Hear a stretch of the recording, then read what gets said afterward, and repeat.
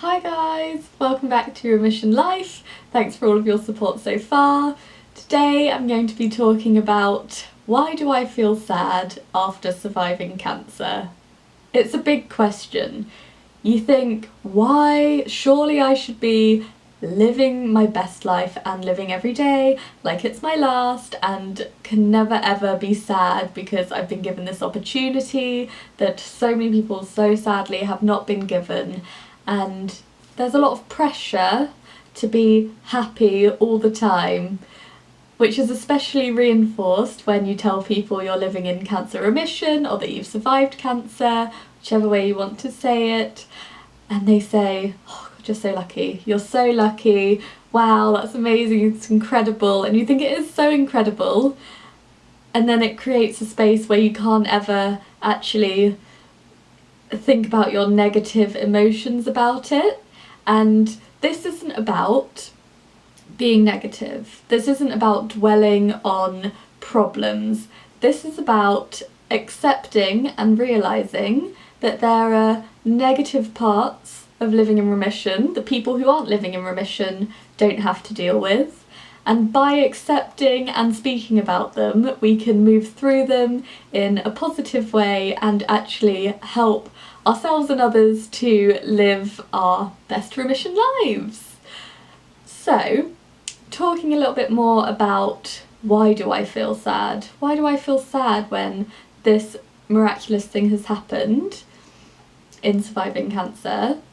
I think that really links into what I like to call the unlucky then lucky timeline. So, you're living your life, you have a cancer diagnosis, you are the unluckiest person anyone in your circle knows, the unluckiest, going through cancer treatment, whatever that is, chemotherapy, radiotherapy, surgery, anything, so unlucky. That's so unlucky that you've got this rare thing that's growing inside your body and taking over your life. So unlucky.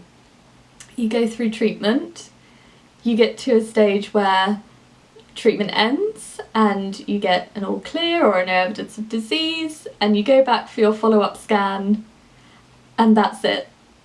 You've survived. You've survived cancer.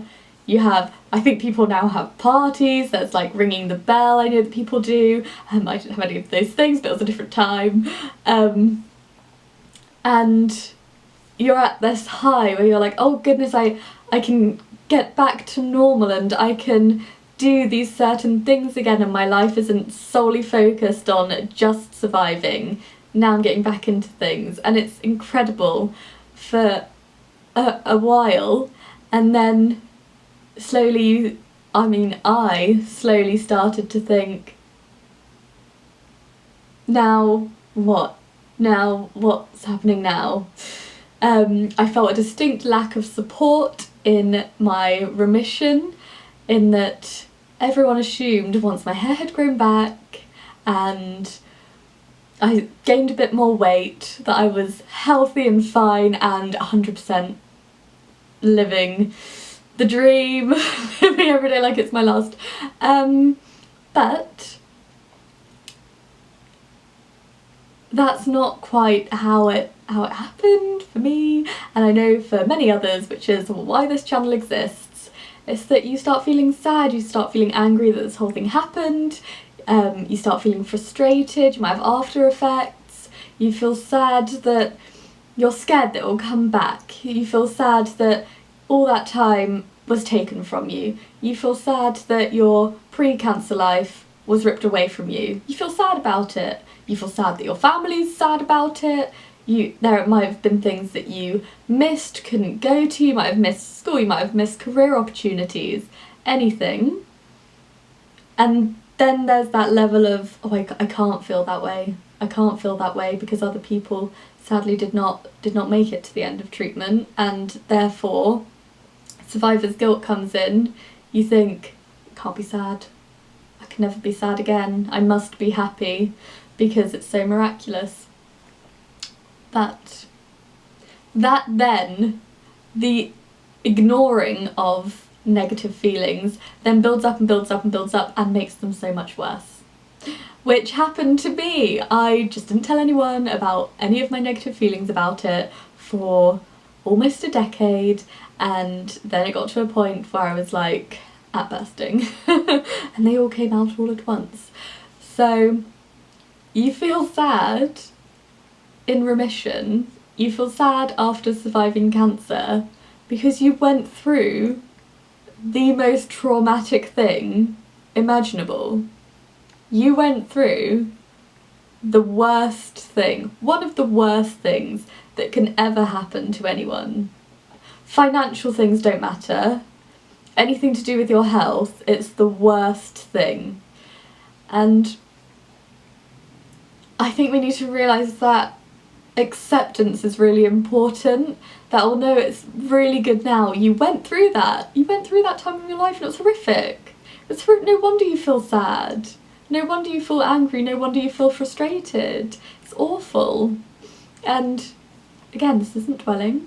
We're not going to be like, oh, everything is awful. We're just going to say, you know what, I went through this and it was awful and that's why I'm sad. For me, I'm like, I'm sad because my leg really hurts today. Part of my cancer treatment was a knee replacement. I had about a dozen surgeries to both of my legs for sort of spanning a decade after cancer treatment. From age of 8 to age of 18, I had many procedures that were very intrusive, very painful. And now I have some pain and some just orthopaedic issues following on because I still have my knee replacement and now it's kind of old. And some days I'm just so sad about it. And then the comparison game comes in. I see other 24-year-old women just out there, sort of pain-free, or as pain-free as, you know, life can be in 2020. And I think, God, I'm really sad about it again. I feel sad that when I think about my childhood, it's a bit of a timeline of surgeries and treatment. That wasn't normal. I feel sad about it. And now, when I feel sad, I think, okay, yep, I get that, I'm sad about it.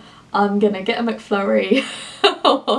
I'm going to cuddle Carl, my kitten, and then I'll be like, this is fine. I'm fine now, I'm good. But that's not how I used to deal with it. I used to think, oh my god, I'm so sad. Immediately block that out. Immediately. No, I can't be sad. I can't be sad. No, that's not how today's gonna go. I'm not gonna be sad. I'm going to be extra positive to get rid of my sadness. Doesn't work. I believe in positive actions to get over sadness. I always do things like having an everything shower, or working out, or going for a walk in nature, all those things that you Google, like top 10 things for my mental health, which obviously I Google often. Do all those things, but in your mind, to cloak sadness in forced positivity and forced happiness, it's not a real emotion. It's you trying to put this front up for yourself and for others because of this pressure due to survivor's guilt. At least that's how I experience it. But yeah, those are my thoughts on feeling sad in remission. It would be great if you guys could let me know if this was helpful. You can DM me on Instagram or comment on here. If there's anything that anyone would like to see or like to hear more about, then hit me up, I am ready. But for today, I will leave you guys to it. Hope you have a great rest of your day, and thanks for watching. As always, if you found it useful, please subscribe. Such a YouTuber now. Thanks, guys.